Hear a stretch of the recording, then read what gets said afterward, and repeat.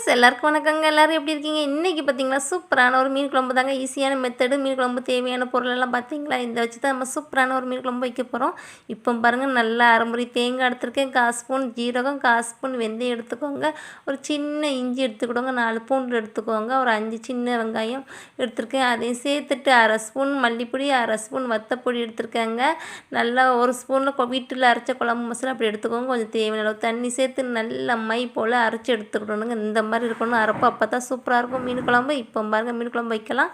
இப்போ வந்து நான் சூப்பராக நல்லெண்ணெயில் தான் வைக்க போகிறேங்க. நல்லா சூடாகிருச்சு பாத்திரத்தில். இப்போ வந்து 1/4 ஸ்பூன் கடுகு போட்டுக்கோங்க, கொஞ்சம் லைட்டாக வெந்தயம் சேர்த்துக்கிடுவோங்க, 2 பொரிஞ்சு வரட்டும். இப்போ வந்து ஒரு 20 சின்ன வெங்காயம் நறுக்கி வச்சுருக்கேங்க, அதையும் சேர்த்து நல்லா வதங்கி வரட்டும். கொஞ்சம் கருவேப்பிலை போட்டு நல்லா 2 தக்காளி பழம் போட்டுக்கோங்க. தக்காளி பழம் நல்லா இந்த மாதிரி மசிஞ்சு வரணுங்க. வசந்த பிறகு நம்ம அரைச்சி வச்ச விழுதை கொட்டிக்கிடுவோங்க. கொட்டிட்டு நல்லா ஒரு எலுமிச்சை சைஸ் புளி எடுத்துருக்கேன், அதையும் நல்லா கரைச்சி ஊற்றிக்கோங்க. கரைச்சி ஊற்றி நல்லா இலக்கி விட்டுக்கோங்க.